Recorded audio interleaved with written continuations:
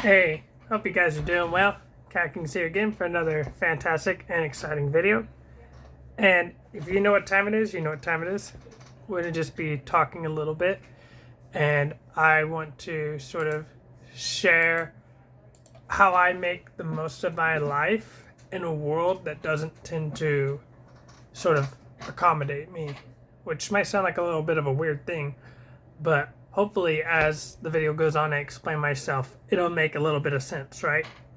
So this is going to be pretty heavy on just like anecdotal experience and what it's been like for me being an autistic person growing up in a world that does not tend to really care. Because I've talked about this before, but it's worth mentioning again. I see so many people just absolutely being bullies to autistic people or to people who don't fit in or people who are different. And personally, I think not only is it fucked up, but I think our society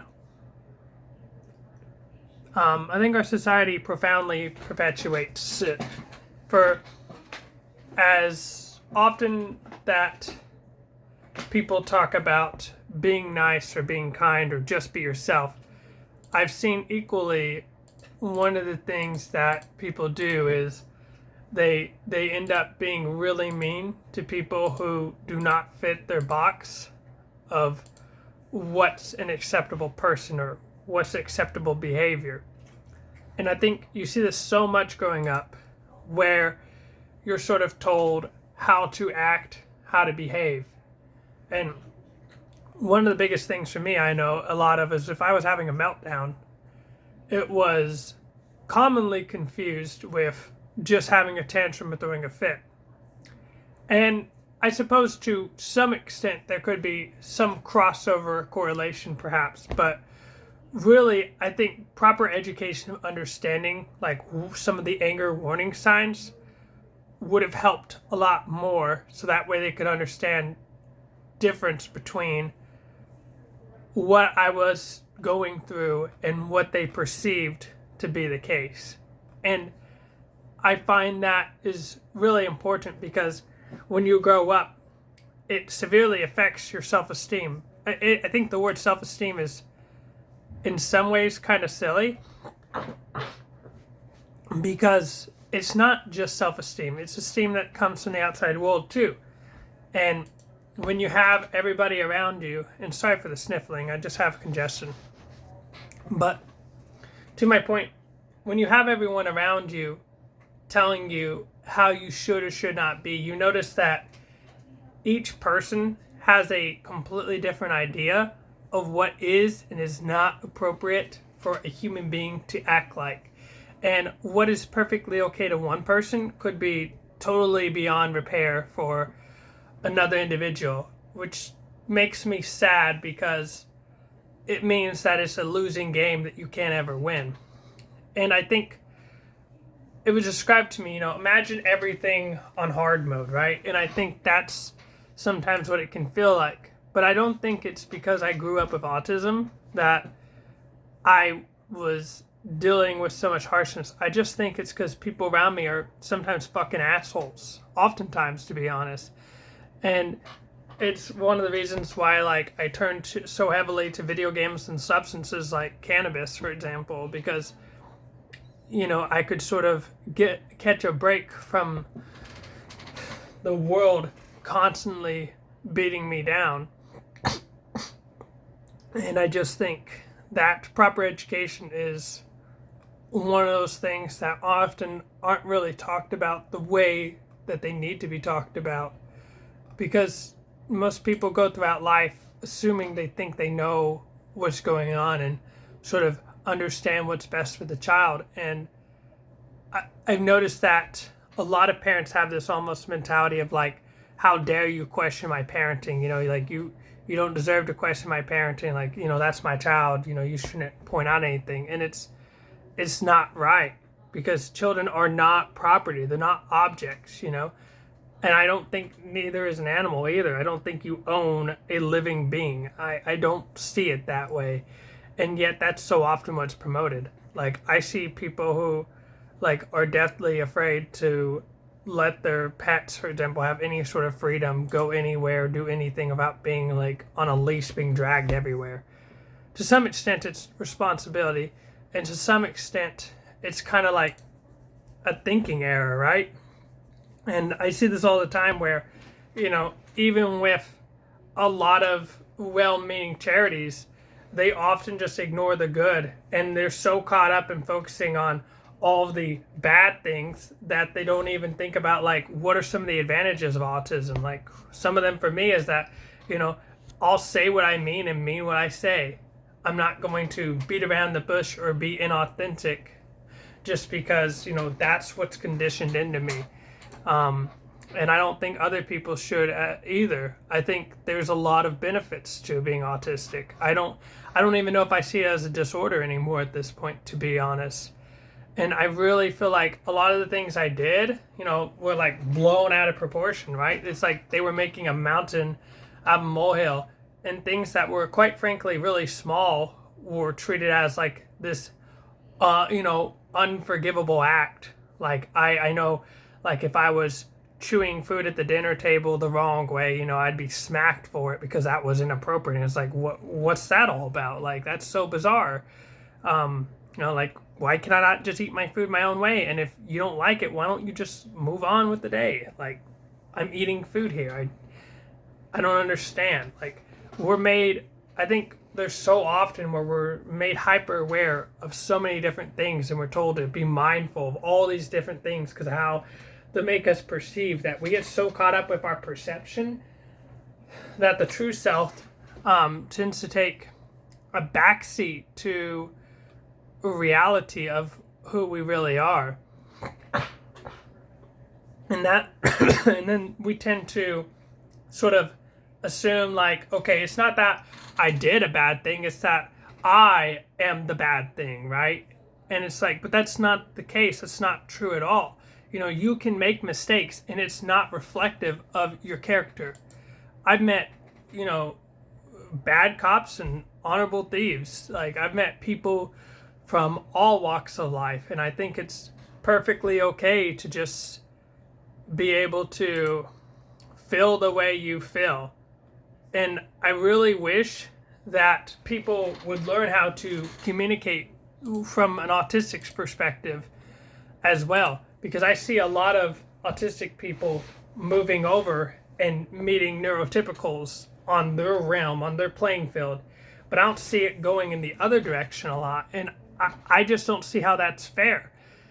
I mean, we're so often taught that respect is a two-way street, but when I've even like, whether I'm working with or I'm on the receiving end of seeing autistic people, it's often in the context of molding us into what is appropriate, into what society sees as a benefiting member of society. And so, you can teach people all these relaxation techniques about like deep breathing and imagery and stuff, but like that's just putting a band-aid on the real issue, which is that of course people are going to be like nervous because anytime they do anything, it's somebody out there has got something to say about it and how they perceive it to be and what they think is going on. And I just don't think that's fair. I don't think that kids should be taught how to be, because unfortunately what it ends up doing is it creates like kind of a sense of perfectionism, right? That like, their beliefs start to become that this is the way things are. It's not a way, it's the way. And then, you can spend so much time, like even on a conversation, like I would see people spend so much time on trivial little things, like, making sure I do proper eye contact, making sure I use my hands to talk, making sure I use the proper tone, and I do this and I don't do that. And really, it kind of creates like almost this impossible, if not highly difficult idea of what dictates a good conversation or successful one.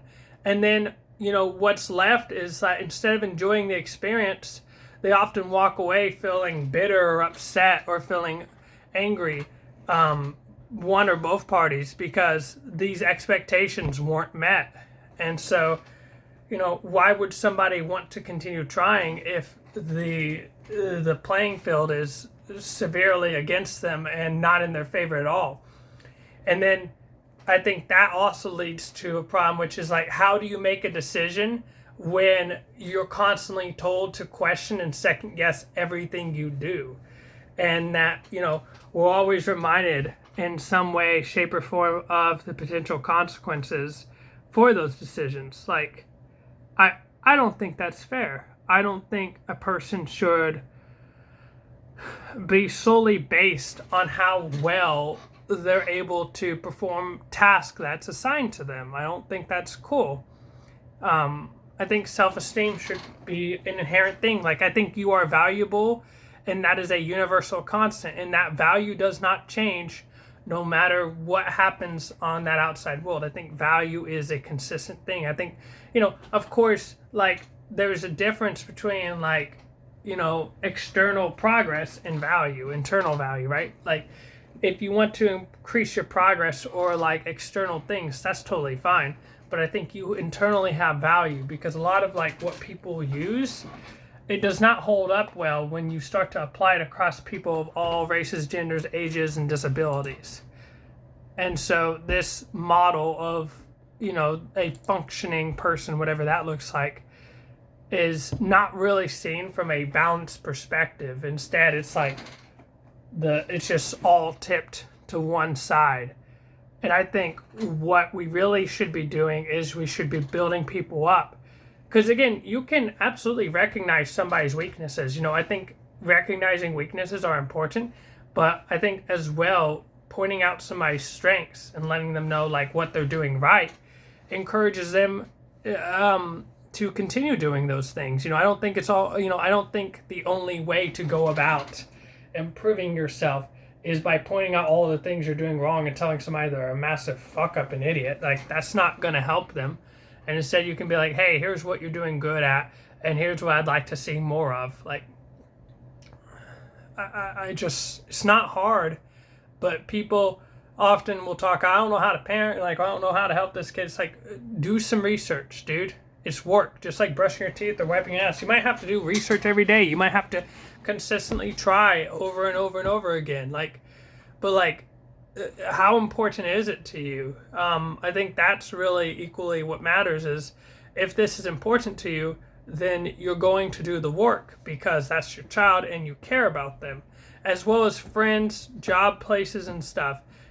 This is a symbiotic relationship, and I think keeping that in mind is really important for building a recipe for success where everybody benefits. And I also think that, it's not bad to understand that some situations are outside of our control, right?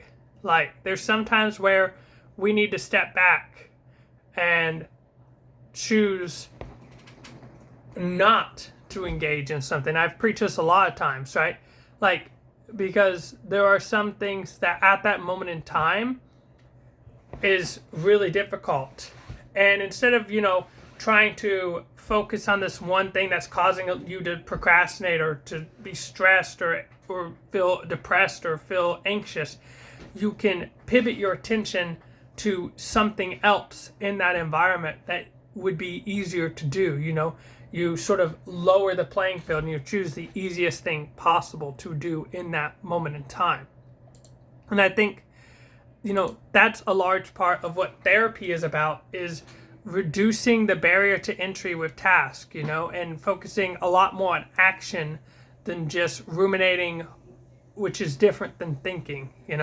I don't think thoughts themselves are bad, because thoughts are just contents. Thoughts don't inherently have meaning.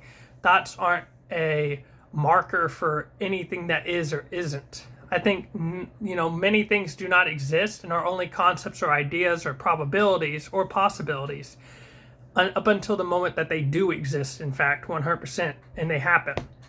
And that's why it's important to focus so much on the here and now, whether, whether or not you have autism or not.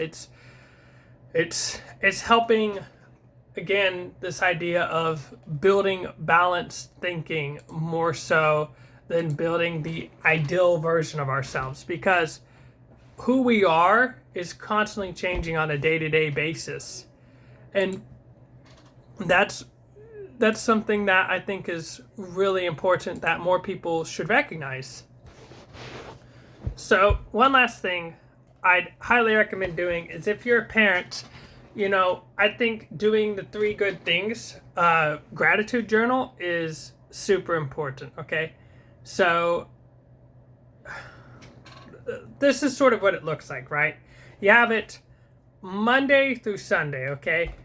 And my memory could be a little bit off, so forgive me. I have a reference pulled up over here, but one thing you do is you start off by showing affection to your child, right? And this is unconditional love. We speak about it all the time, but regardless of whatever you do, I love you and you're pretty cool and you make me happy, right? And then the next thing you do is you focus on, like, what was a time when they made you happy, and what's a time when you can make them happy, right? What are some of their interests, their hobbies, their activities? You could do something as simple as playing a video game with them, and because that's going to make them happy. And that sort of leads into the next point, which is like, understanding what's the parts of the day that child looks forward to the most, like, because for a lot of kids, like, especially with me growing up, when I got out of school, I was motivated to do good in school and to focus, because I know at the end of the day, I was going to get home and play Call of Duty Zombies, right? So I think providing a positive feedback reward that's instant is very helpful in building long-term strategies, because you have to understand that, like, you can't become a straight A student. That's not like an activity that you can do right now in the here and now. What you can do is you can study for the test, one question at a time, and that is an actionable thing that is salient and exists in this world if you so be it. But you can't make yourself a straight A student this very moment right now. That's not something you can do. And in fact, I don't think that you should be trying to do that. And the main reason I say that is because if you do not accomplish that goal, what happens to your self-esteem then? So you're not a straight A student. How do you feel about yourself? I'm not saying maybe you feel great, right? Like, that's the thing. Some people are saying, like, oh, I feel fantastic when I get that. I'm not saying that, but I'm just asking, yeah, like, some people are saying they feel crappy, right? So it's like, it's varied. It's not one way or the other. But that's the thing, is it becomes a conditional thing where you end up feeling better or worse depending on, like, subjective worth. So I think that's where we go into the next thing, right? Which is, again, back to accomplishments, right? So accomplishments are a very subjective thing, right? I think accomplishments do not necessarily have to be something major, right? It's just something that you were able to successfully do, right? And it could be something as simple as studying for a test, or washing the dishes, or going for a walk. And I think, learned abilities are really important in and also giving your child the proper amount of time and energy to do those things, because in general, some things are going to require a lot more energy than others. And that's why it's so important to find something that it would require maybe 10% of your battery than 90% if you only have, like maybe 50% to go throughout the day. So you don't just totally go into a deficit and now have to recover for a day or two. So I think hopefully that makes sense. Like, I really think it's a cool thing and concept that's really helped me a lot. But let's see here. What else is there? So, focus on things that make you smile and laugh too, by the way. Because I think so often with mental illness, it strips us of a lot of the things that we enjoy and a lot of the things that we are grateful for. And we can get so caught up in the illness that we forget about all of the positives in our life and all of the things that lead to a life well lived that is worth suffering through, right? Because at the end of the day, there will be some level of suffering that everybody goes through. And Viktor Frankl does a really good thing with Man's Search for Meaning, in which he describes how he found, how meaning helped him make it through what would objectively be one of the worst things that can happen to a human being that they did not ask for or deserve in any sort of way, right? And so I think finding meaning in the things that make you laugh, that make you smile, that you're grateful for is incredibly important. And then also, because mental illness feels like a challenge that we can't overcome, finding challenges that you can overcome together with your parent or with your friends or with your loved ones that you can work on together not only builds a sense of friendship, but it also builds up your self-esteem because, hey, I did that, right?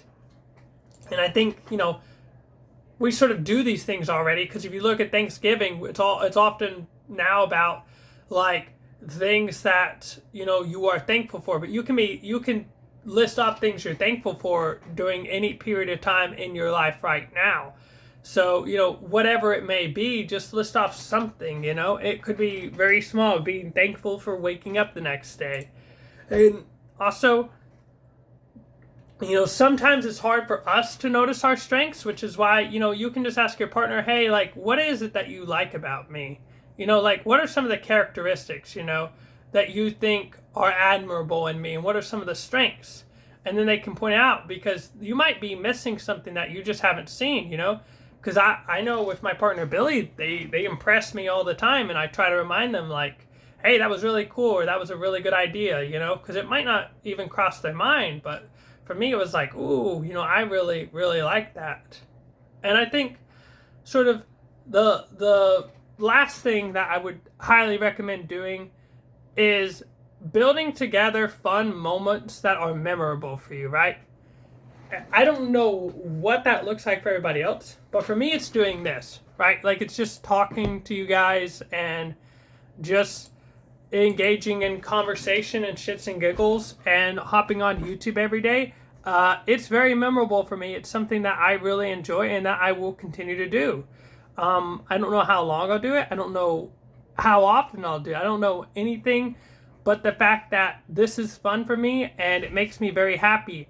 And having those activities is really important because, again, mental illness often strips away all the hobbies and all the activities that people like. And you end up getting into a spot where you're doing nothing at all and then you just feel miserable. And that's just shitty life syndrome at that point, Like, that's not a life that feels happy, and you probably do feel miserable because you're doing fuck all.